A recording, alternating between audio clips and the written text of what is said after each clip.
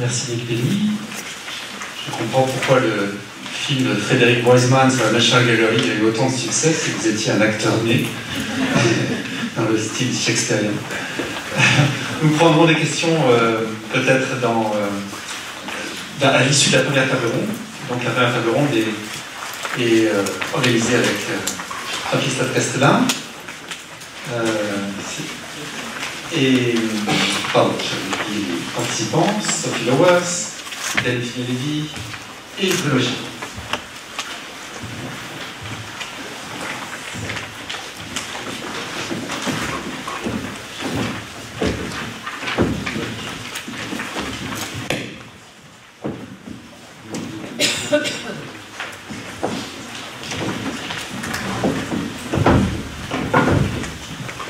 Merci Sylvain de nous avoir permis de tenir cette table ronde et de m'avoir invité à l'animer. Mon nom est Jean-Christophe Castelin et je dirige le Journal des Arts, qui est un journal consacré à l'art, comme son nom l'indique, et qui a consacré un certain nombre d'articles effectivement à ce sujet qui nous anime aujourd'hui, qui nous réunit aujourd'hui, qui est effectivement ce nombre important d'expositions auxquelles les professionnels sont confrontés. Je voudrais tout de suite profiter de cette petite interruption que je vais faire pour demander qui dans la salle relève du monde professionnel de l'art, pour qu'on puisse adapter notre discours. Voilà, un bon tiers. Un bon tiers. Effectivement, le sujet d'aujourd'hui, c'est le nombre important d'expositions, et nous avons traité dans cette table ronde une des conséquences directes du nombre important d'expositions.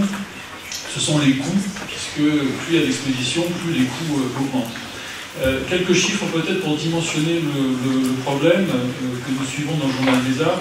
Vous savez qu'il y a à peu près 1200 musées en France, mais en réalité, de musées de beaux-arts qui organisent des expositions, il y en a entre 300 et 400.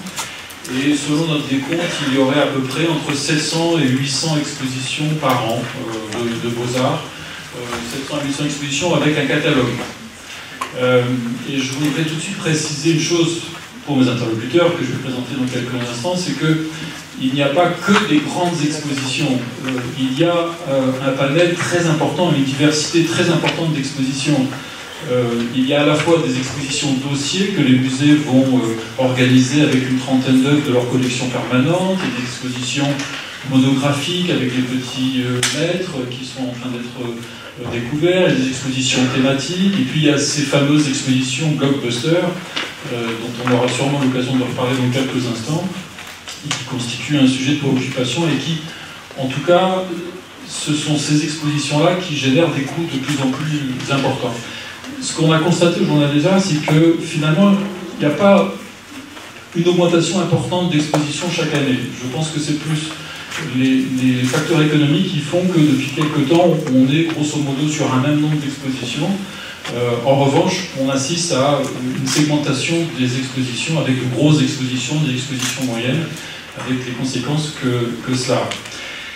C'est donc le sujet que nous allons aborder aujourd'hui avec trois intervenants. Je voudrais démarrer tout de suite avec Sophie Lowers. Alors, je ne sais pas si je prononce bien votre nom, puisque vous venez de Bruxelles, et c'est pour ça que je vous présente en première. Vous êtes la directrice depuis à peu près 15 ans des expositions au Palais des Beaux-Arts à Bruxelles, qui est en fait un lieu qui a été construit en 1926 et qui est un lieu qui accueille des expositions, mais qui est également multi-activités avec des spectacles, de la musique, et est un lieu qui est très couru à Bruxelles, que je connais et que je trouve particulièrement intéressant.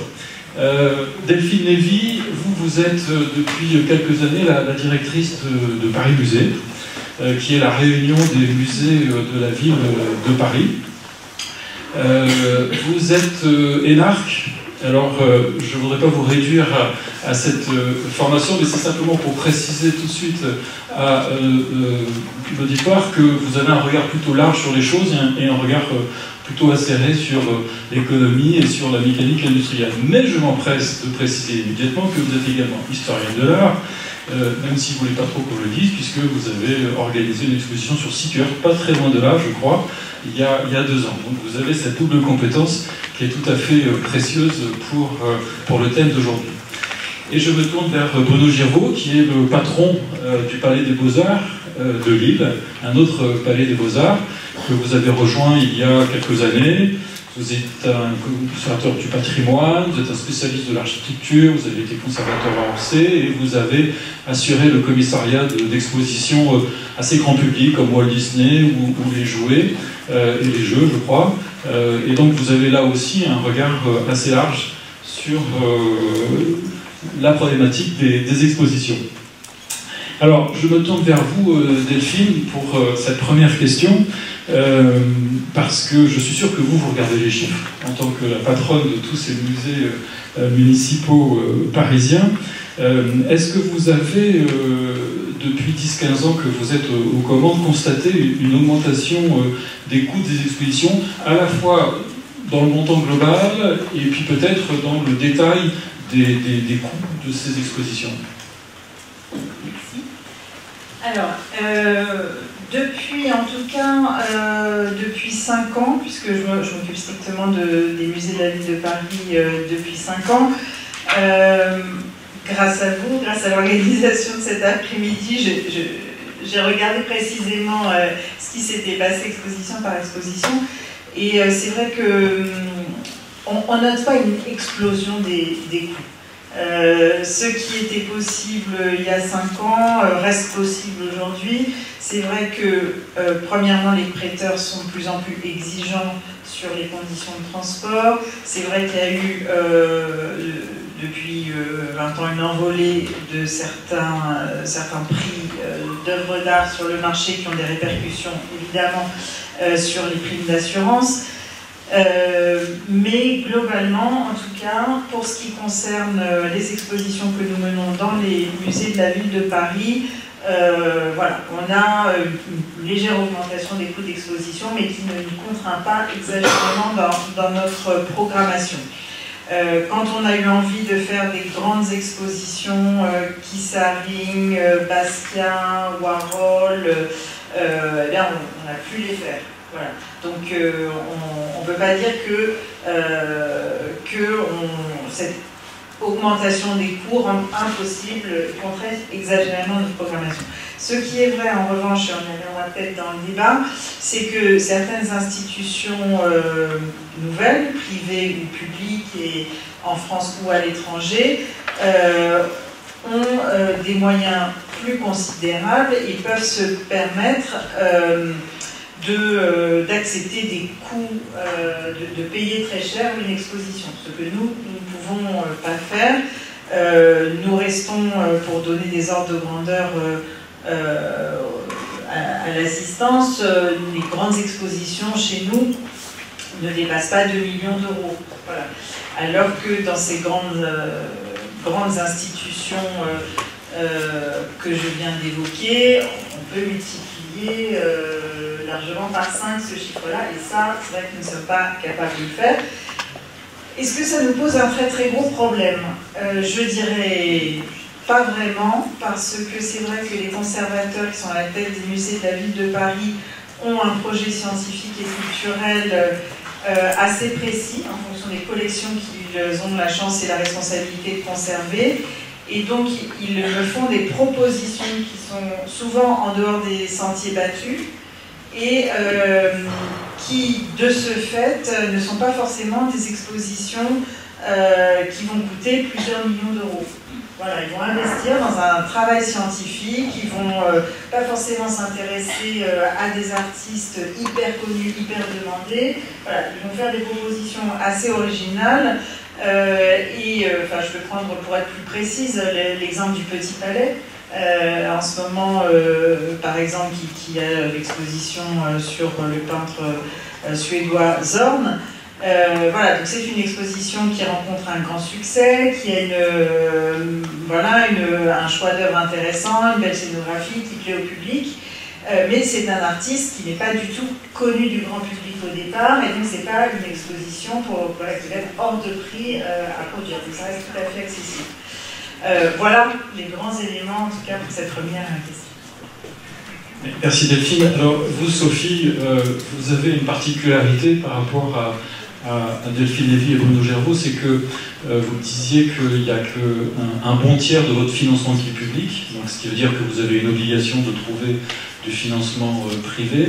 Et puis vous avez un autre problème, entre guillemets, par rapport à Lille et à Paris, c'est que vous n'avez pas de collection permanente qui vous permet de prêter des œuvres pour organiser et faire des échanges avec d'autres musées. Donc je vous repose également la question, peut-être que vous aurez un point de vue différent que Delphine, est-ce que vous, puisque vous dirigez les expositions de Beaux-Arts depuis 15 ans, est-ce que vous avez constaté une augmentation des coûts, alors peut-être pas du budget global, mais de certains postes?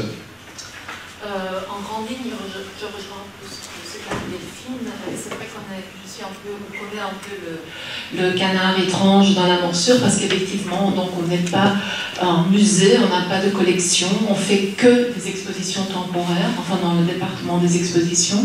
Ce qui nous rend vulnérables à plusieurs niveaux, c'est que justement, on dépend des musées, on dépend de la volonté des musées qui veulent ou non prêter. Donc en premier, il nous faut une histoire qui est très convaincante pour pouvoir convaincre ces musées à travailler avec nous. Ça, c'est déjà une chose qui est très difficile pour nous. Et comme dit Delphine, c'est vrai que les coûts n'ont pas vraiment... Enfin, ils ont augmenté de manière... je m'excuse pour mon français, hein, c'est pas ma langue maternelle, mais donc les coûts ont augmenté dans ce sens où effectivement ces exigences des musées sont devenues beaucoup plus difficiles pour nous, parce que les demandes sont beaucoup plus grandes envers nous qu'envers un autre musée. Un autre musée, par exemple, peut négocier des prêts. C'est une coutume qui arrive souvent, de dire voilà, on vous prête tel tableau, vous nous prêtez celui-là, et le marché est conclu. Ce sont des choses que nous, on ne peut pas faire. Donc les exigences à tous les niveaux, pour les assureurs, les conditions des salles, les transports sont beaucoup plus élevées. Et donc, mais ça c'est pour le débat plus tard, c'est vrai que tout cela a un impact sur notre programmation, et sur ce qui est mis en péril, c'est le fait de ne plus pouvoir prendre autant de risques, parce qu'on a besoin de plus d'argent pour faire les expositions. Mais pour dire quelques chiffres, nous, on organise une trentaine d'expositions par année, des grandes et des petites, des grands noms, mais aussi des expositions avec des artistes inconnus. Et on a un budget qui varie entre 2,7 millions et grand maximum 3,8 millions par année pour 30 expositions. Et on n'a pas, comme on est une institution fédérale, on a un tiers de nos revenus viennent des subsides, de soutien des gouvernements, un tiers vient effectivement du mécénat privé, et un tiers c'est notre public. Donc ça aussi c'est pour le débat de cet après-midi, c'est justement ce public qui est un de nos mécènes les plus importants. Comment faire d'avoir une balance entre une programmation qui prend certains risques intellectuels et importants envers une programmation qui doit obligatoirement faire entrer des sous. Bruno Giraud, est-ce qu'on peut essayer de décomposer les coûts d'une exposition et éventuellement indiquer si ce sont des coûts qui sont stables ou qui augmentent? Je vais vous aider à les lister. Il y a les coûts d'assurance, les coûts de prêt, les coûts de transport, les coûts d'organisation, de scénographie. Est-ce qu'on peut redétailler peut-être ces différents coûts pour l'assistance et éventuellement indiquer si ces coûts-là augmentent, sont stables ou éventuellement sont en baisse? J'allais dire, vous avez oublié peut-être le plus incompressible, c'est l'accueil et la surveillance, la masse salariale qu'il faut pour faire vivre l'exposition, qu'on peut difficilement réduire et qui coûte pour beaucoup, et qui est celle sur laquelle nous n'avons pratiquement aucune possibilité de jouer. Les expositions, bon, c'est un débat très, très technique, très professionnel, mais d'une exposition à l'autre, les coûts peuvent varier, c'est-à-dire que selon si on travaille sur un artiste étranger, enfin si on emprunte des œuvres à l'étranger, c'est plus coûteux que si on puise que dans les collections françaises. Que si c'est une exposition d'art décoratif, elle demande une scénographie beaucoup plus importante, plus délicate à mettre en œuvre, et que donc c'est à ce moment-là la scénographie qui devient plus coûteuse. Voilà, donc c'est en fonction des expositions, en fonction de l'ambition qu'on leur donne aussi. Mais je dois dire qu'aujourd'hui, on doit tenir compte de toutes sous ces éléments budgétaires, enfin, particulièrement quand on est directeur, peut-être un peu moins quand on est commissaire, mais dans une structure régionale, je pense que tout le monde est attentif au coût, puisqu'on n'a pas les sommes qu'on a évoquées tout à l'heure, enfin sur les grandes fondations en tout cas, et que donc cet exercice budgétaire, je crains qu'un jour il finisse par peser sur le choix même des sujets et la façon de les traiter et l'ambition qu'on veut leur donner. Je voudrais juste revenir quand même sur le coût d'un prêt pour l'assistant. Je pense que ça peut être intéressant d'expliquer que lorsqu'on essaie d'obtenir un prêt, par exemple, d'un musée russe, c'est pas par hasard que vous avez donné sur cette nationalité. Non, c'est le cas de l'eau. Nous l'avons écrit à plusieurs reprises. Quand on veut obtenir une œuvre d'un musée russe, eh bien, on vous demande des frais de restauration, voire même des coûts de location. On va vous demander des caissons ultra sécurisés qui coûtent cher.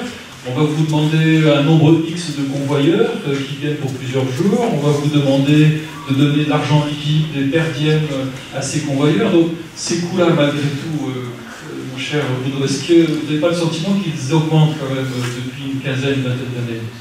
Si, mais c'est ce que disait Delphine, c'est les conditions qui sont exigées qui peuvent être de plus en plus importantes et donc qui ont un impact sur le coût. Si le convoyeur demande à rester une semaine, alors on pense qu'il pourrait rester 2 jours. Voilà. Mais je dirais que tout se négocie, sauf une chose, c'est le paiement d'une location d'œuvre. En tout cas, pour un certain nombre de musées, c'est que déontologiquement, nous refusons de payer autre chose qu'une éventuelle restauration. C'est hypocrite. On sait bien que c'est voilà. une façon de donner de l'argent pour repartir de la vie. C'est pas tout à fait la même chose. Je dirais, enfin moi je fais une différence sur le plan déontologique entre accepter de payer une restauration et payer purement et simplement une somme d'argent. Donc ça, nous, on s'y refuse purement et simplement. Vous n'avez jamais donné d'argent en location pour une œuvre? Enfin, depuis que je suis directeur au Palais des Beaux-Arts, je peux vous dire que c'était pas seulement une position déontologique, c'est simplement qu'on ne peut pas. C'est-à-dire qu'aujourd'hui, nous sommes... c'est un exercice budgétaire et on sait pourtant qu'on est le plus gros musée des Hauts-de-France. On a pourtant des difficultés pour monter maintenant des expositions dont on souhaite qu'elles gardent qui nous positionnent en réputation nationale. Mais c'est un exercice qui est de plus en plus difficile et on serait incapable de donner de l'argent uniquement pour obtenir un prêt.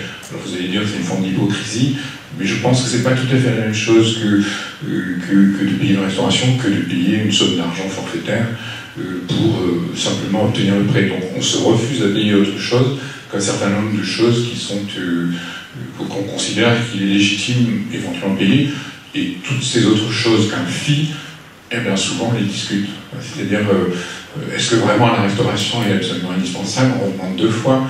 Est-ce que le cadre, voilà, un cadre de voyage, là, est-ce que quand on a des relations amicales avec les musées, est-ce que si on fait le transport en interne, est-ce que vous accepteriez que ce soit les équipes du musée qui sont tout à fait compétentes de les transporter, et qui évidemment ce sont des économies. Donc on essaie de faire toutes les économies possibles sur tous les postes possibles, mais on se refuse catégoriquement, à la fois parce qu'on ne le peut pas et à la fois parce qu'on ne veut pas, de payer de l'argent, voilà, forfaitairement pour un prêt. Voilà, c'est une règle qui n'est pas respectée par tous, mais en tout cas c'est notre position. Sophie Lowers, vous organisez 30 expositions, vous disiez, ou 30 événements par an. Vous n'avez jamais été amené à devoir donner un fee d'argent d'une manière ou d'une autre pour obtenir un prêt d'œuvre? Si, absolument, mais je suis tout à fait d'accord avec ce que vous dites. Donc on essaye d'éviter un maximum, on essaye de négocier un maximum, et on essaye aussi de voir, et ça c'est aussi la grande différence, parce que comme on n'est pas en musée, ça a beaucoup d'implications sur notre méthode de travail. C'est qu'on travaille, comme on n'a pas de collection, on n'a pas de spécialistes de la Renaissance, de photographie du 18e, donc on travaille toujours avec des commissaires externes qui en fait écrivent une histoire. Donc on essaye, c'est souvent les commissaires qui veulent absolument avoir cette œuvre-là dans l'exposition à n'importe quelle condition, et donc là on rediscute et on voit est-ce que cette œuvre est réellement importante, si elle est vraiment importante. ça nous est arrivé de payer parce qu'on n'avait pas d'autre choix. Mais effectivement, il y a une espèce d'hypocrisie là-dedans, parce que très souvent, c'est sous le prétexte de frais d'administration, des frais de restauration, et ainsi de suite. Mais je pense d'un autre côté, on est aussi quelque part tous dans le même,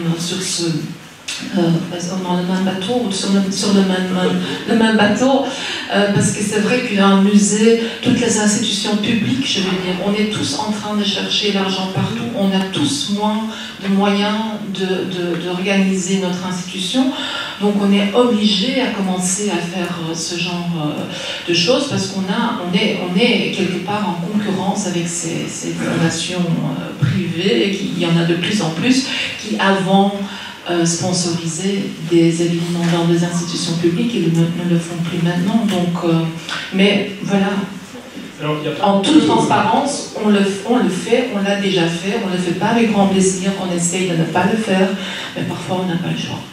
Et dans le marché, puisque c'est un marché des grandes expositions internationales, il n'y a pas que les nouveaux entrants, cette fameuse fondation Vuitton que tout le monde a en tête, n'a pas encore prononcé le nom. Il y a l'ensemble des grands musées internationaux, que ce soit en Angleterre, que ce soit en Allemagne, en Italie un petit peu moins, en Espagne, mais aux États-Unis, et puis même on voit arriver un certain nombre de pays dans le Moyen-Orient qui organisent de grandes expositions. Le Journal des Arts a publié une estimation du coût de location des œuvres. Alors cette fois c'est dans le sens inverse, c'est le Louvre. Savez-vous quel est le prix de location moyen d'une œuvre dans le cadre du contrat qui nous unit avec Abu Dhabi, avec précisément l'antenne du Louvre Abu Dhabi? C'est 55 000 € le coût d'une œuvre. Et le coût d'une exposition vendue à Abu Dhabi, au Louvre Abu Dhabi, c'est 6,5 millions. Pour que vous ayez un peu une idée des sommes qui sont en jeu. Donc on voit bien que sur ce marché international, il y a une demande qui augmente pour avoir des œuvres stars. Et je ne peux pas imaginer qu'il n'y a pas une pression sur les fameux fees lorsqu'il s'agit d'obtenir un tableau important. Oui, effectivement, il y a une pression, mais à nous d'être créatifs et de voir comment on peut l'éviter. Mais c'est clair, et là, de nouveau, on est dans une situation plus vulnérable parce qu'on ne peut pas négocier de près avec un autre musée. Mais c'est vrai qu'il y a plusieurs musées, les grandes expositions qui attirent plus que 500 000 visiteurs. Quand il faut regarder là où elles tournent, c'est toujours dans les mêmes grandes institutions. Donc c'est très difficile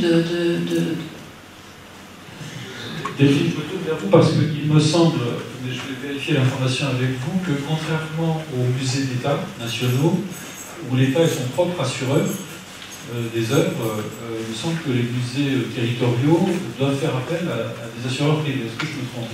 Non, la ville est aussi son propre assureur, et donc pour les musées de la ville de Paris, pour ce qui concerne en tout cas les œuvres dans nos collections, on est notre propre assureur, et évidemment, comme les musées nationaux, quand en revanche on emprunte, on assure les œuvres que l'on a empruntées. Donc de ce point de vue-là, il n'y a pas de... Et y compris pour les autres musées municipaux, Lille par exemple, Sylvain ou autres, vous êtes...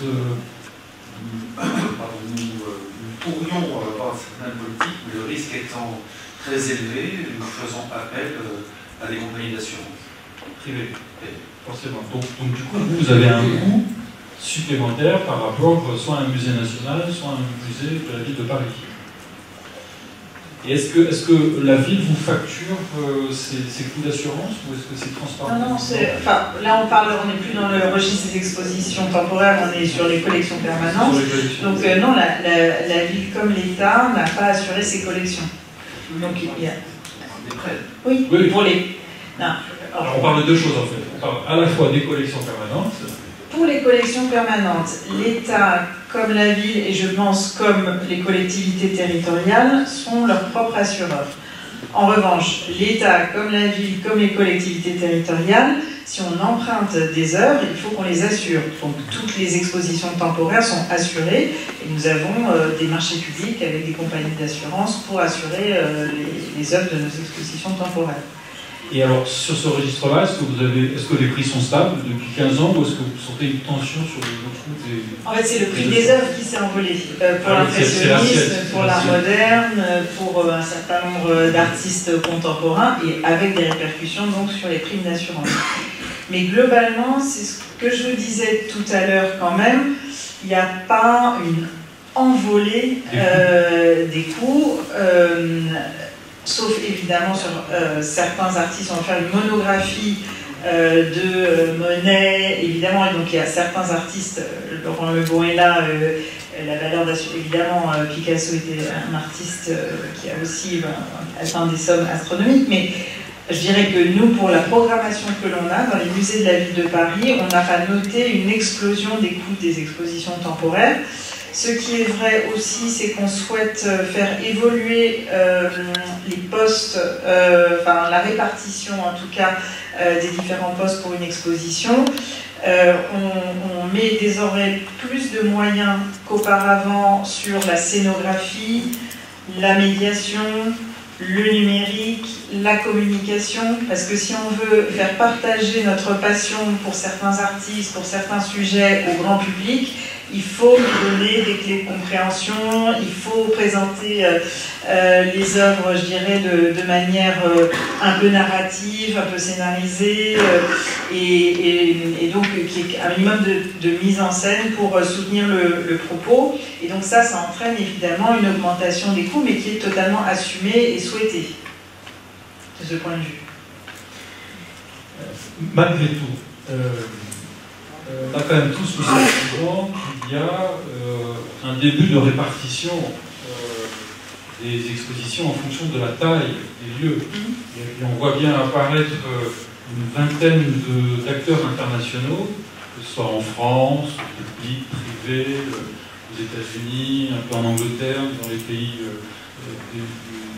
monarchiques du Golfe. On voit bien apparaître quand même un réseau de 20-25 grands musées qui ont la capacité d'organiser des expositions à 5 millions, voire, chiffres que l'on citait précédemment, donc je ne vais pas citer, mais une exposition à Vuitton qui serait entre 10 ou 25 millions, dit-on, aujourd'hui, donc on est dans des ordres de grandeur qui sont largement supérieurs au coût moyen d'une exposition d'un musée français. Donc est-ce qu'on ne voit pas se dessiner, malgré tout, depuis 20 ans, une catégorisation et voir apparaître une vingtaine de grands musées internationaux qui ont les moyens nécessaires, de fondations privées, qui ont les moyens nécessaires d'organiser des grandes monographies d'artistes, avec des peintres reconnus, avec des artistes qui sont légitimés et qui coûtent de plus en plus cher sur le marché de l'art et donc sur l'obtention des prêts, et qui fait que les autres musées de taille intermédiaire ne peuvent plus organiser des expositions aussi importantes, parce que vous me dites qu'on n'a pas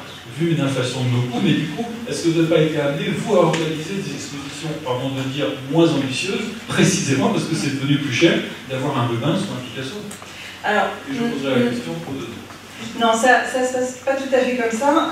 C'est vrai que le débat qu'on vient d'avoir sur les achats d'expositions clés en main ou les fees astronomiques, on ne rentre pas dans les musées de la ville de Paris dans cette logique-là. D'ailleurs, les fees dans nos budgets d'exposition sont totalement dérisoires. Si je prends par exemple Kissaring, c'était moins de 3%, donc c'est des frais administratifs que peuvent nous facturer les prêteurs, mais c'est dérisoire. On achète, on ne loue pas une grosse exposition, contrairement effectivement à d'autres acteurs émergents qui sont prêts à payer des fortunes pour faire une entrée fracassante dans le monde de l'art. Donc nous, on n'est pas effectivement dans cette situation. Nous-mêmes, d'ailleurs, quand on prête une œuvre très demandée, on peut tout à fait demander des frais de restauration si c'est légitime, s'il faut restaurer cette œuvre, ou des frais administratifs, mais on ne fait pas de location d'œuvre. Je fais d'ailleurs un distinguo, Sinacis, pardon. Vous parliez tout à l'heure de location à l'étranger d'œuvres. Moi, je pense que c'est très très bien de présenter des expositions à l'étranger à partir de nos collections. C'est pas seulement un moyen de financement, mais c'est aussi un moyen de faire rayonner des artistes français, des musées français à l'étranger. On vient d'ouvrir cette semaine une exposition à Pékin consacrée à Bourdelle. C'est très important pour nous de faire reconnaître le travail de Bourdelle en Chine. Et donc on ne le fait pas, certes ça peut contribuer au développement de nos ressources propres, mais c'est aussi une façon de se confronter à d'autres types de visiteurs, d'autres pratiques, d'autres échelles de lieux, et de faire connaître des artistes français.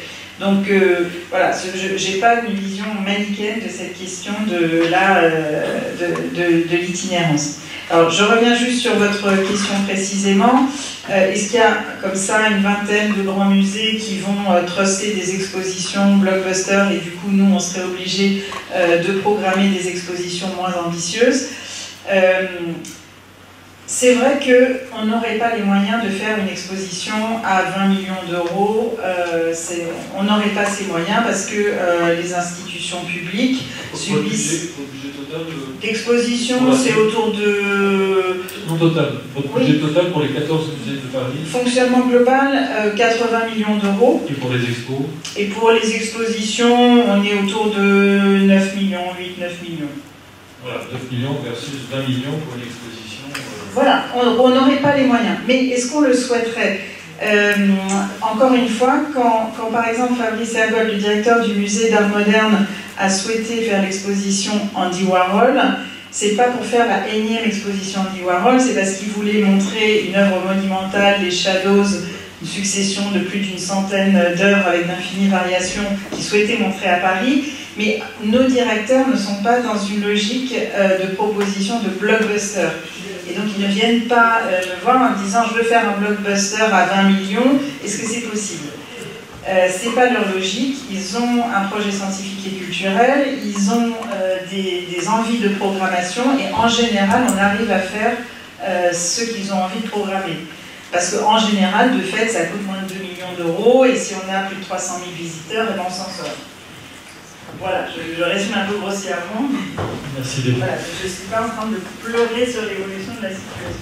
Sophie Lawers, même question, puisque, encore une fois, je rappelle que vous organisez des expositions depuis 15 ans à Beaux-Arts, donc vous avez un recul historique.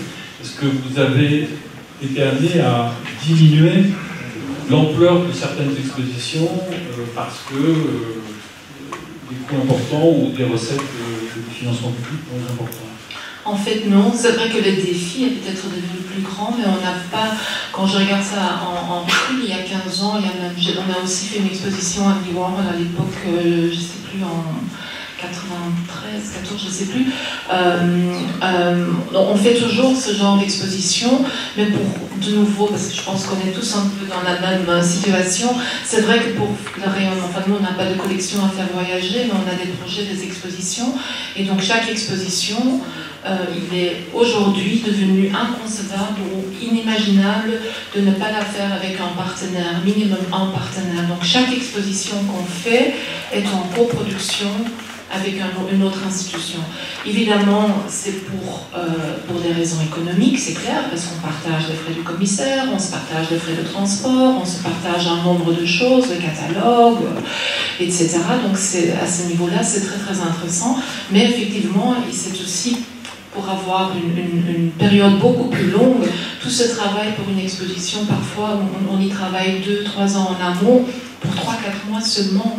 Et donc le fait qu'il voyage, qu'il circule pendant 2 ou 3 fois le temps, c'est beaucoup plus intéressant pour tout le monde en fait, parce que l'exposition, les efforts, enfin oui, ça continue plus longtemps. Donc il y a plusieurs raisons, c'est pas uniquement économique. Mais je n'ai effectivement pas l'impression qu'on fait moins d'expositions, au contraire. Et c'est vrai que dans le passé, c'était plus facile, parce qu'il y a 10, 15, 20 ans, la manière, le gouvernement, les subsides étaient plus... On avait plus de subsides qu'aujourd'hui, donc c'est d'autant plus étonnant qu'on arrive à faire un programme aussi important, prestigieux, avec moins d'argent public. Bruno Girbeau, vous avez organisé une belle exposition de Reims il y a quelques années. Pas moi, mon prédécesseur. Le musée des Beaux-Arts, le Palais des Beaux-Arts de Lille. Est-ce que vous pourriez la refaire aujourd'hui? Et 2, est-ce que vous n'avez pas été amené, je connais un peu la réponse, est-ce que vous n'avez pas été amené à revoir malgré tout votre programmation d'exposition en raison à la fois de ce qu'évoquait Sophie Lawers, c'est-à-dire des ressources publiques au mieux stagnantes. Et par ailleurs, je maintiens une augmentation des coûts des expositions. Si, mais pour des raisons qui ne sont pas nécessairement liées au coût des expositions, encore une fois, mais liées au choix qu'on a fait de fond sur ce que doit être un musée. C'est-à-dire, est-ce que l'exposition est l'alpha et l'oméga de la vie d'un musée? Je le dis d'autant plus facilement que j'ai plutôt fait beaucoup de grandes expositions au Grand Palais, mais je pense qu'on a atteint, on le voit avec les budgets qu'atteignent les expositions parisiennes, une sorte de folie. Une expo, c'est beaucoup d'argent, c'est aussi beaucoup de temps dans des équipes qui sont parfois, qui sont pas celles des très grands musées. Et donc on a fait un autre choix qui est un choix au départ, qui est à la fois un choix lié à des contraintes. Oui, c'est de plus en plus difficile de réunir les sommes nécessaires, parce que ce qu'on a oublié de dire, c'est que si les expositions, elles augmentent à peu près en gros en fonction du coût de l'inflation, du coût de la vie, mais pas beaucoup plus. En revanche, les moyens dont on dispose, eux, se réduisent.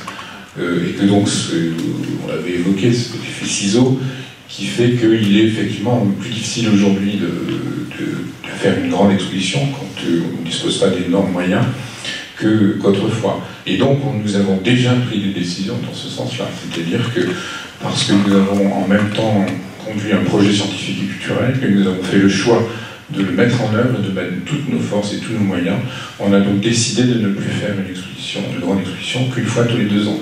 Au lieu de tous les ans, voire de 2 expositions par an. Est-ce que c'est qu'une grande exposition? Une grande exposition, j'allais dire, c'est une exposition ambitieuse qui, à la fois a un coût, voilà, nous, une grande exposition, et ce qui paraîtra d'ailleurs énorme à la grande majorité des musées, hein, parce que là on est en train de parler des poids lourds, de la bagarre des poids lourds, mais l'immense majorité des musées se battent en catégorie poids léger et poids moyen. Et donc, aujourd'hui, si ces grandes expositions on n'a rien inventé de mieux. Une exposition à 2 millions, c'est une exposition entre 1,6 million et 1,7 million, jamais au-delà. On n'en est pas capable.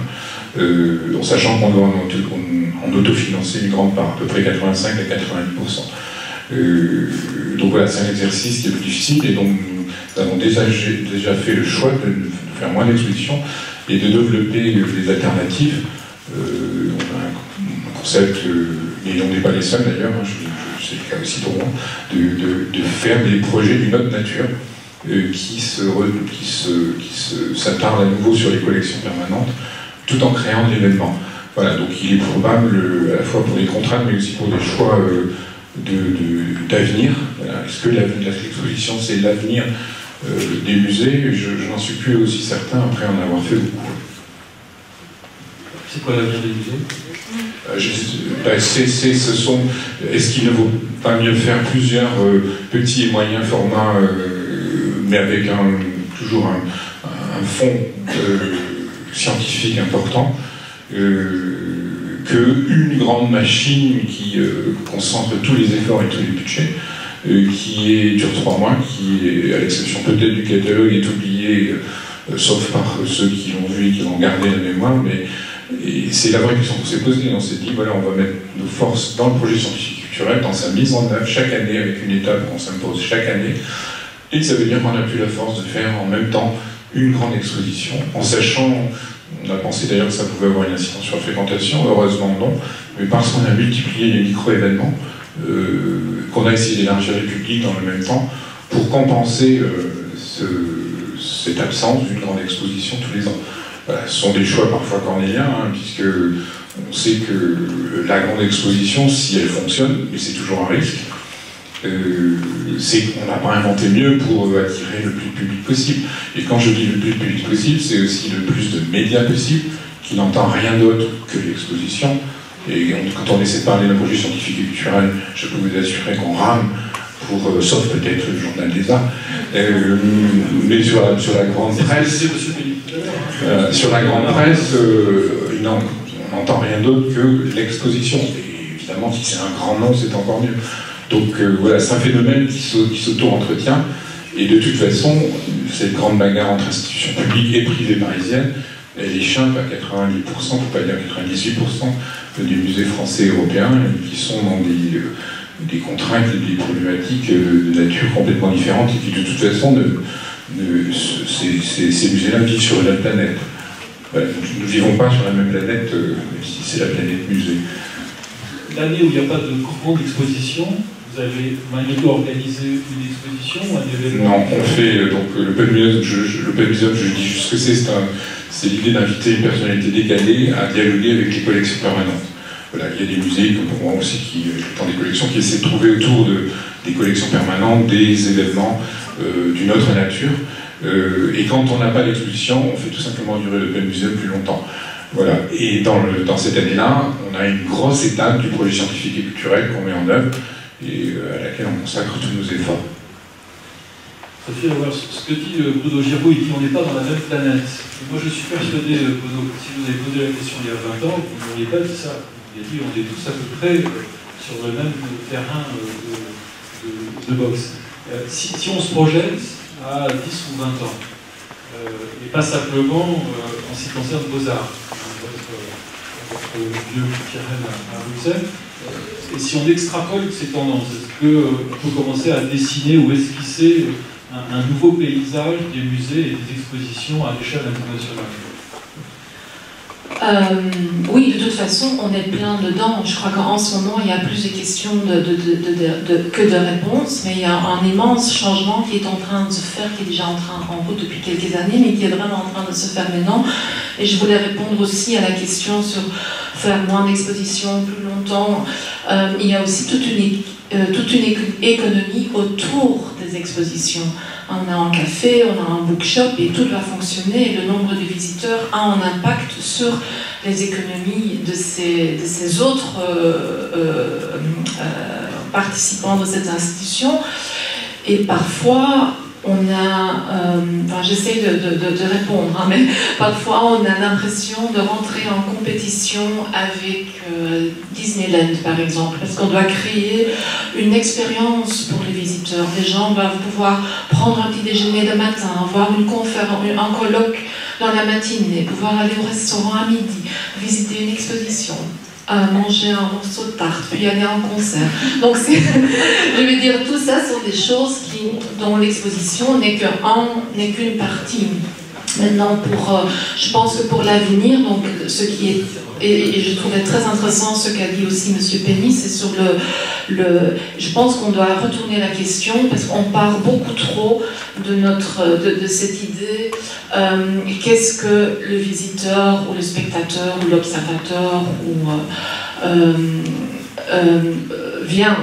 va venir faire au musée, dans notre institution. Et je pense qu'on doit retourner à la question à dire qu'est-ce qu'on veut nous de notre public, pour quel public, qu'est-ce qu'on l'offre, et qu'il faut un engagement beaucoup plus interactif. Et on a par exemple ouvert maintenant très récemment ce qu'on appelle nous un Beaux-Arts Lab, un espèce de laboratoire.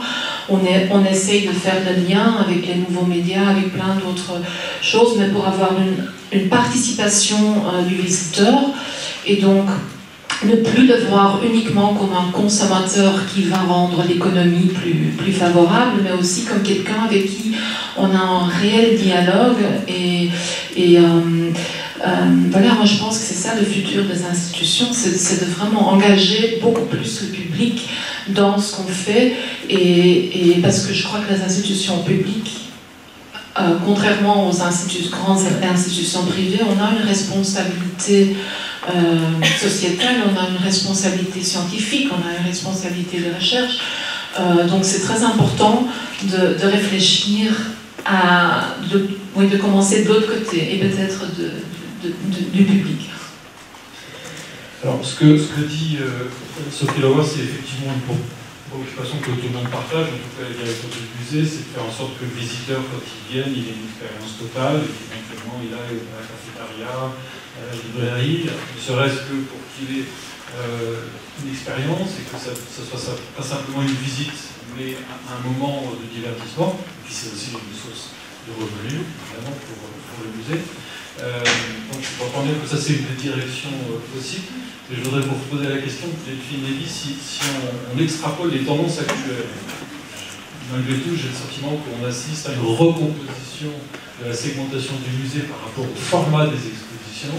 Si on extrapole les tendances actuelles avec cette hyper-spécialisation sur les grands musées, et puis vraisemblablement des expositions de taille intermédiaire, des musées intermédiaires médias, etc. Si on extrapole ces tendances, est-ce qu'on peut esquisser un paysage à 10 ou 15 ans international des musées et des expositions? Est-ce qu'on peut tenter quelques... Je sais que c'est pas facile comme exercice. C'est amusant parce que j'ai reçu hier un questionnaire qui me demandait d'extrapoler le musée en 2030. Je pense qu'un certain nombre dans la salle ont dû recevoir le même questionnaire et c'est vrai que les questions m'ont plongé dans la plus grande perplexité. J'ai finalement renoncé à cliquer sur le bouton envoi. Donc je vais peut-être après cet après-midi y revenir. Mais donc pour l'instant en tout cas, moi le sentiment que j'ai, c'est que on a tous des identités un petit peu différentes, compte tenu de nos collections très différentes, de notre localisation géographique, du bâtiment dans lequel on est, et qu'il faut trouver, chacun doit trouver son positionnement. Et c'est vrai qu'on a fait avec l'Institut national d'histoire de l'art 2 journées d'études sur les expositions menées par les musées de la ville de Paris depuis un siècle. Et en fait, on s'est aperçu qu'il y avait une tradition du pas de côté dans les musées de la ville de Paris qui ont toujours eu un positionnement parce qu'ils étaient à Paris confrontés aux musées nationaux, qui ne pouvaient pas faire la même chose. Et donc, ils ont toujours fait une programmation un tout petit peu décalée, originale, peut-être avec des sujets moins évidents, parfois politiquement assez sensibles, sur des artistes pas forcément connus ou des thématiques. Et c'est vrai que c'est un peu notre identité et que finalement, cette concentration que vous évoquez et les moyens qu'il faut pour faire une énorme monographie sur un artiste impressionniste ou moderne, de toute façon, nous ne les avons pas vraiment. Et donc, ça va plutôt nous encourager, je pense, à conforter notre identité. Voilà. Et j'ai l'impression que, bon, bah, voilà, chacun a des identités différentes, il faut tous qu'on trouve un positionnement un petit peu adapté. Sur le débat qui a été un peu esquissé de collection permanente ou exposition temporaire, moi, très franchement, je refuse de choisir. C'est vrai que dans les musées de la ville de Paris, les collections permanentes sont gratuites, et donc, depuis 2001, et c'est vrai qu'il n'y a pas eu un investissement énorme sur les collections permanentes, donc on est en train de faire un énorme effort de rattrapage dans le sens de ce que Bruno Chervaux évoquait, ou Sylvain Amic, on voit aussi, va dans ce sens. Donc on est en train de travailler beaucoup pour refaire les parcours permanents des collections permanentes, mais pour autant, on reste très attaché aux expositions temporaires. Je trouve qu'une exposition temporaire réussie, précédée par un gros travail de recherche, qui a vraiment une argumentation extrêmement convaincante, qui est assortie d'un catalogue qui fait date, ça reste assez fondamental. Et je pense qu'on est nombreux dans la salle à avoir eu vraiment des émotions énormes à l'occasion de certaines expositions temporaires. Donc voilà, nous en tout cas, on va essayer d'équilibrer les deux et de poursuivre dans les deux directions. Voilà, je suis désolée, je n'ai pas répondu à votre question parce que j'en suis incapable. Si, tout à fait. En fait, moi je retiens 2 choses. Bruno Chervaux, il y a Sophie Lowers qui nous dit le futur, qui est une extrapolation d'aujourd'hui, c'est au fond donner une expérience totale aux visiteurs quand ils viennent au musée et pas simplement consommer de l'exposition temporaire. C'est un des éléments de réponse. Non, je ne veux pas vous réduire à ça. J'essaie de schématiser un petit peu les choses pour la salle. Vous, Delphine Lévy, vous disiez la pérennité, finalement, pour les musées, c'est de trouver un positionnement, une identité, un territoire et creuser ce territoire. Bruno Chervaux, vous avez participé à la mission Musée 21e siècle, pas le nom exact, c'est Musée 21e siècle. Est-ce que vous avez été amené à évoquer ce problème si on projette les tendances, vers quoi on s'oriente sur les musées et la consommation d'exposition? Oui, et en réalité l'exercice était autant un constat un état des lieux, je dirais, de ce qui se fait aujourd'hui. Moi je pense qu'effectivement le modèle que vous avez évoqué, qui est celui d'une centralisation des très grosses expositions à Paris, mais qui en fait a toujours existé depuis qu'il y a des musées. Je suis dans un état jacobin depuis 200 ans. On peut difficilement exister autant en province qu'à Paris. Et donc je crains que ce modèle s'accentue avec l'apparition des fondations privées. Néanmoins, je pense qu'effectivement chacun doit utiliser sa singularité, et je pense que quand on a moins d'argent, en fait on est plus inventif, en tout cas on a la nécessité de l'être, et que dans le cadre de la mission des musées de 21e siècle, finalement, moi qui suis un vieux conservateur de musées nationaux, j'ai été étonné par la plus grande inventivité des musées de région que celle des grands musées nationaux parisiens. Voilà, parce qu'ils ont été obligés de penser d'abord une grande proximité avec les visiteurs, et que tout ça, je trouve qu'on doit trouver sa place. Ensuite, sur l'avenir, le futur des musées. Vous savez, quand j'ai travaillé, je peux le préciser, pendant quelques années à la Réunion des musées nationaux, et il y avait une grande inquiétude, donc c'était donc au début des années 2000, sur l'apparition d'un certain nombre d'institutions privées qui s'apparentaient à des musées. Je pense par exemple à la Pinacothèque de Paris et d'autres, le musée du Luxembourg. C'était il y a une quinzaine d'années. Qu'est-ce qu'il en reste? Voilà. Donc je pose la même question sur que restera-t-il. Voilà, les musées, en tout cas les plus vieux d'entre eux, sont là depuis 200 ans. Dans 100 ans, est-ce qu'il y aura encore une fondation Vuitton? Je suis sûr qu'il y aura des musées. Non, mais je veux dire que voilà, on a des inquiétudes aujourd'hui. Il y a des musées privés qui sont apparus il y a une quinzaine d'années, qui ont disparu aujourd'hui, parce que le modèle économique n'était pas viable. Je parlais de SVO. SVO pour le musée du Luxembourg, c'est des modèles que j'ai regardés de près, puisqu'ils étaient en concurrence avec la Réunion du musée national, la Pinacothèque de Paris, qui n'était d'ailleurs pas la première mouture de la Pinacothèque, qui avait déjà essayé d'exister avant, avec des gens plutôt doués, hein, mais le modèle économique n'était pas viable. Voilà. Donc on sait que, par exemple, on parle de la Fondation Vuitton, elle va revenir dans le giron de la ville de Paris à un moment. Qu'est-ce que ça deviendra? Voilà. Oui, mais je veux dire, le temps des musées, c'est pas nécessairement le temps. Voilà, ils existent depuis plusieurs siècles, les œuvres encore depuis plus longtemps, et donc je suis pas sûr qu'il faille absolument voilà, je trouve que ce modèle devient fou, mais par ailleurs, on peut trouver voilà, cette singularité, cette identité dont parlait Delphine Lévy. Je pense qu'il faut qu'on la cultive d'autant plus en trouvant des modèles alternatifs et peut-être en inventant ce que sera le musée après ces fondations privées. Vous prédisez la mort des fondations privées. Je sais pas, mais ils sont déjà mortes. Sophie, vous souhaitiez...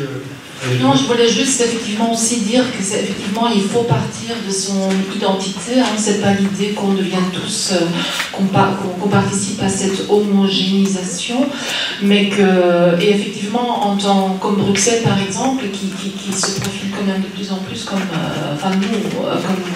comme capitale de l'Europe. Donc, ce qui est important aussi pour ce futur musée, c'est de pouvoir continuer à raconter des histoires, de pouvoir sortir et donc on a essayé dans notre programmation des expositions de raconter l'histoire de notre identité culturelle européenne.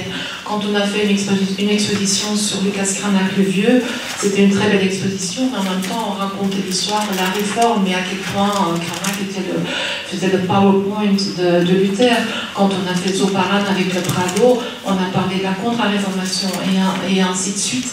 Et effectivement, Bruxelles est une capitale, une ville avec une politique très complexe, donc il y a plein de choses qui sont en train de changer aussi. On a le centre Pompidou qui va venir nous rejoindre aussi dans cette... et on en est très heureux parce qu'on va pouvoir faire des choses ensemble.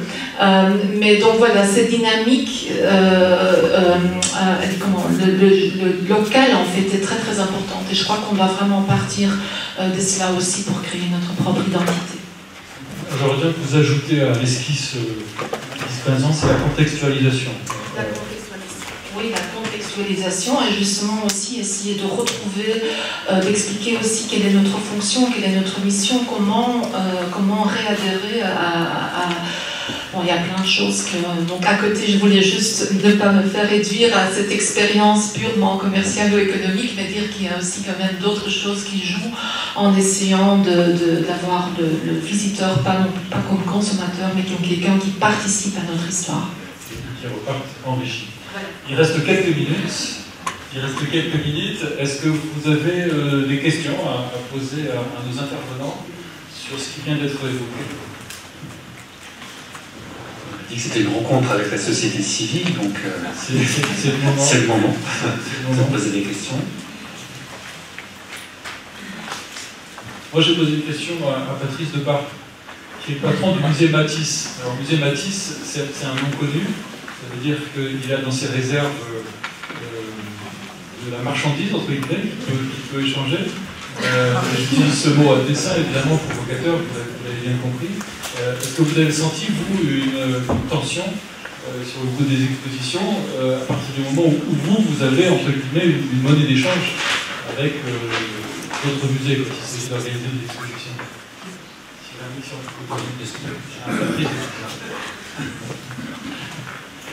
Oui, merci. Effectivement, à la fois, être musée Matisse, c'est une chance, mais c'est aussi, quand on organise des expositions, je pense que je ne suis pas le seul dans ce cadre-là, un problème, puisque les Matisse, ça coûte cher, ils sont souvent à l'étranger, donc il faut les faire venir. Donc effectivement, il y a des coûts. Vous avez évoqué la question, je ne vais pas revenir dessus, il y a des coûts qui ont augmenté, bien sûr. C'est plutôt nous les moyens qui ont baissé, puisque musée départemental dans le Nord, les budgets de la culture ont baissé de 50% en 3 ans. Donc effectivement, il faut s'adapter. Maintenant, je rejoins tout à fait Bruno sur cette dimension de l'échange. Nous sommes souvent sollicités sur le prêt d'œuvre. Nous, ce qui détermine le prêt, avant tout, c'est la pertinence du sujet. C'est ce pourquoi on va le prêter. On peut prêter un petit musée parce qu'on trouve que, entre guillemets, parce qu'on trouve que le sujet est intéressant et qu'un prêt de notre part est essentiel. On peut prêter aux grandes institutions comme le MoMA ou la Tate parce qu'on participe de projets qui vont là aussi donner du sens et vont faire aussi rayonner le musée. On sera présent sur cette scène-là. On a pu organiser des expositions à l'étranger comme l'année dernière à Johannesburg où là les responsables ont été très surpris qu'en fait on refuse d'entrer dans cette demande de recevoir des fees. On n'a pas voulu rentrer pour conserver justement notre déontologie et on a demandé que cette dimension financière qui prévoyait, elle soit transformée en médiation et on a créé un bus qui est allé dans tous les townships de Soweto, dans toutes les écoles de Soweto pour faire de la médiation. Donc je crois qu'on peut rester aussi accroché à des valeurs, que ça a été vraiment essentiel pour nous, et que le prêt il est raisonnable et la fragilité des œuvres aussi, ça quand même c'est important, hein, et la pertinence des projets avant tout. Merci Patrick Depap. Des questions, madame?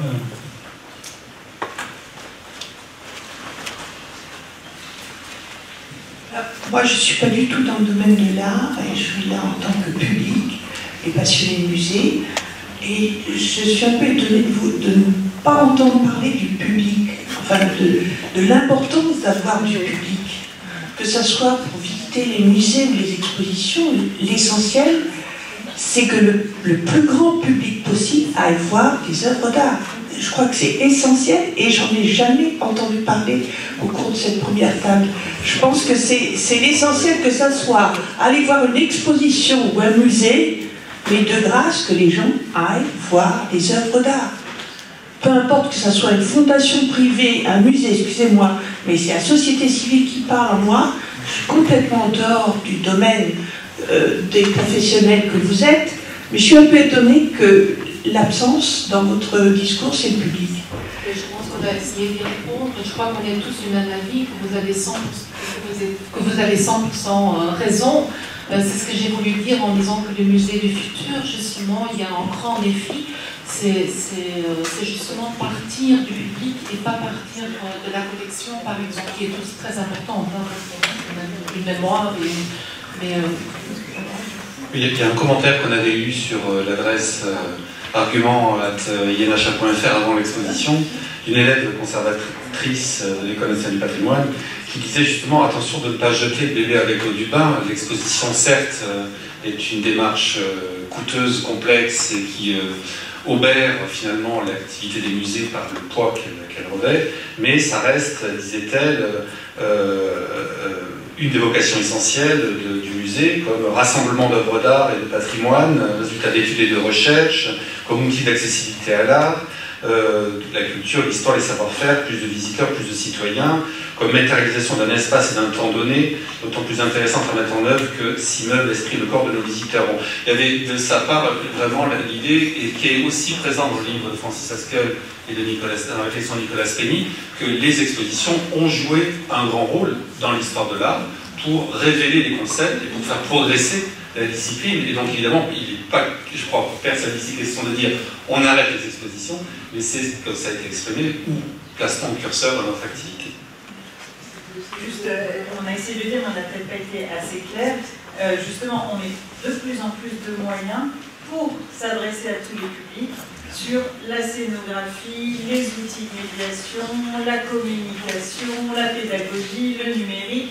Tout ça, c'est justement pour que les magnifiques projets qui sont le fruit d'années de recherche de nos conservateurs soient exposés de manière à ce que le plus grand public puisse le comprendre, être séduit, adhérer, etc. Donc, ça ne se fait pas, c'est le résultat d'un énorme travail pour justement faire adhérer le plus grand public à nos projets. Ça ne se fait pas tout seul, il ne suffit pas d'aller chercher des œuvres, de les accrocher.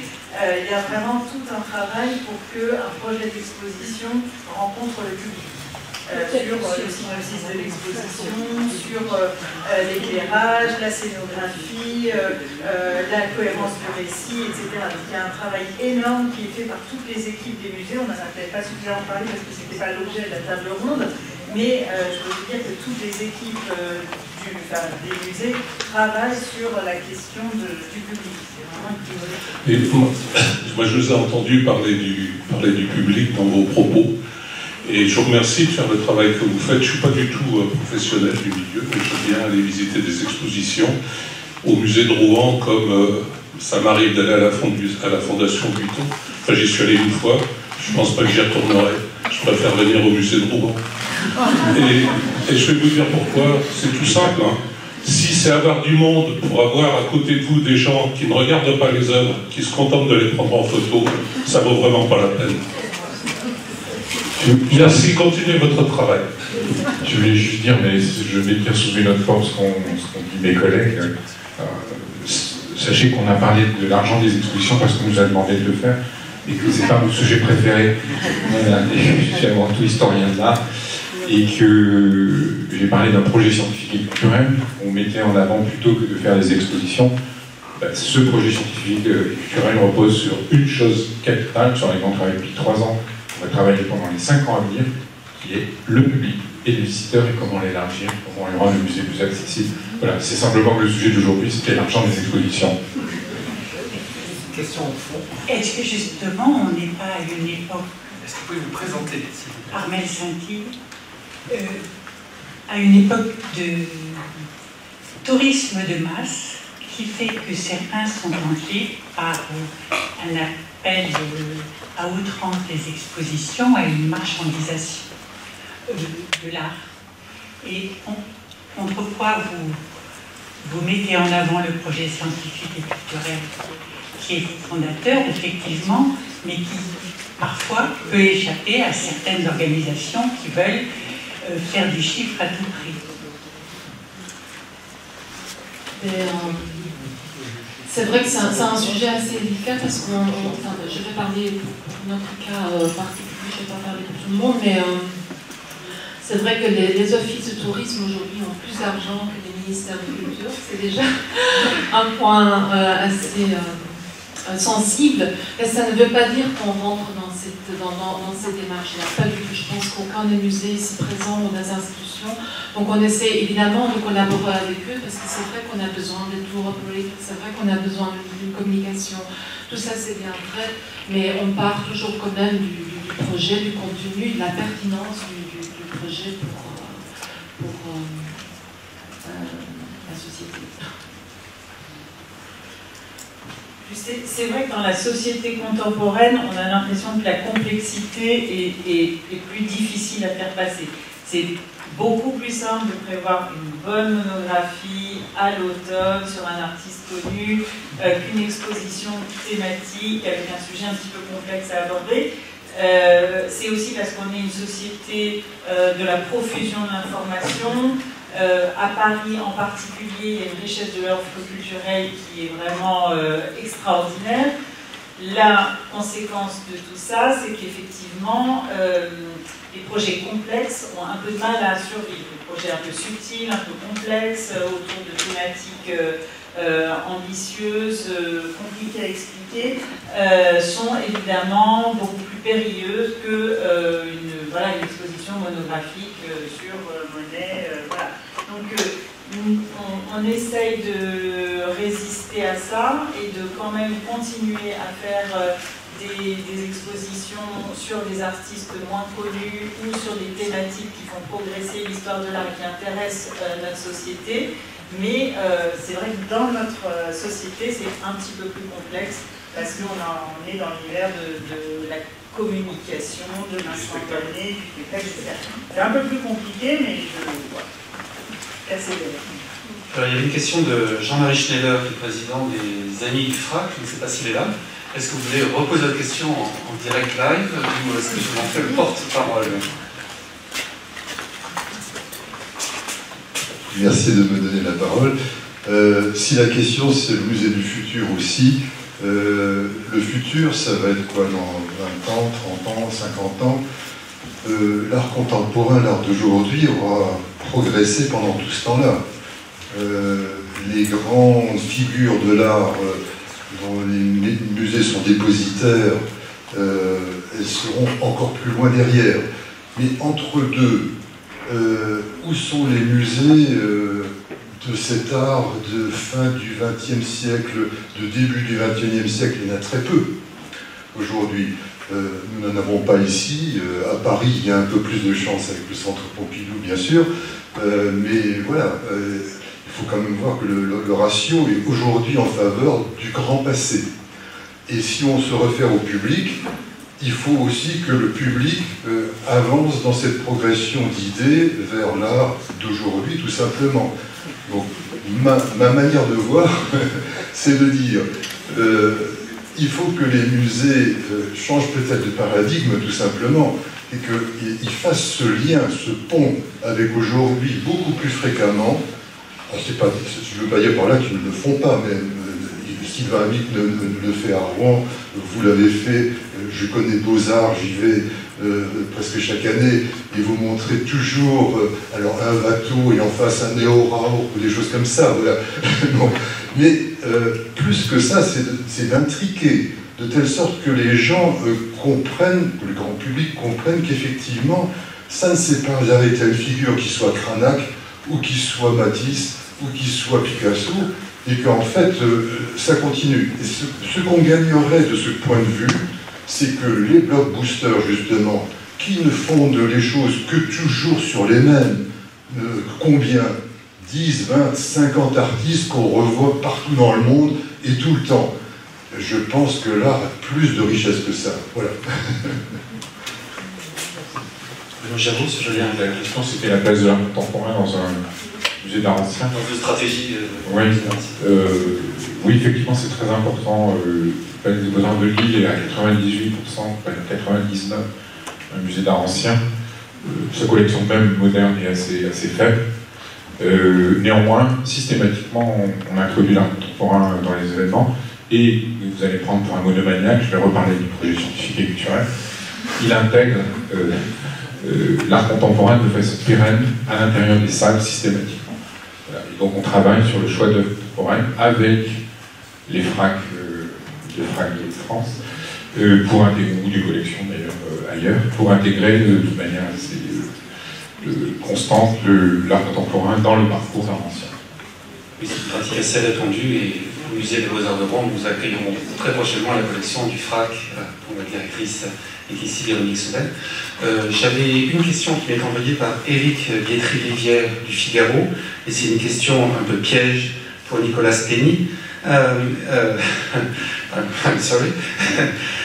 Il dit vous avez été le premier à valider lors de l'exposition Da Vinci à la National Gallery l'attribution de Da Vinci pour Salvator Mundi.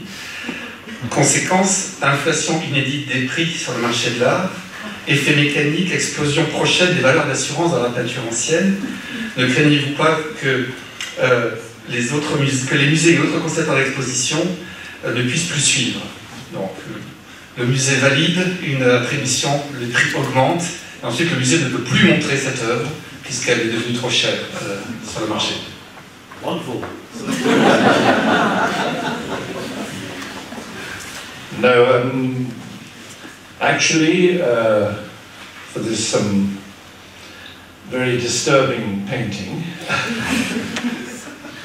I had seen it in New York, and I suggested to Luc Sisson, qui était le conservateur of this exposition Léonard, that he goes to see it. He goes to New York, he sees it, and then we decide we should not have it in the exhibition unless many experts are happy. So we assembled a group, and they were all sure that little bits of this painting can only be by Leonardo, and so we put it in the exhibition. And now, of course, it's too valuable ever to be shown again. So you will never know whether it's by No, I mean, it's a strange story. But it is not as strange as the fact that thousands of people every day want to take their own photograph of the Mona Lisa. So everything about Leonardo da Vinci is strange. Merci. En tout cas, on voit bien qu'on a beaucoup parlé des fondations privées, que tout cela n'est que la conséquence de ce que les musées eux-mêmes ont mis en place. Ce projet Blockbuster Exhibition, c'est bien nous qui l'avons inventé dans les musées. S'il nous échappe maintenant, nous n'avons qu'à plaindre à nous-mêmes et vous en féliciter, je ne sais pas. Voilà, on se propose de faire une pause et nous reprenons à 16h précises pour la deuxième table ronde. Merci.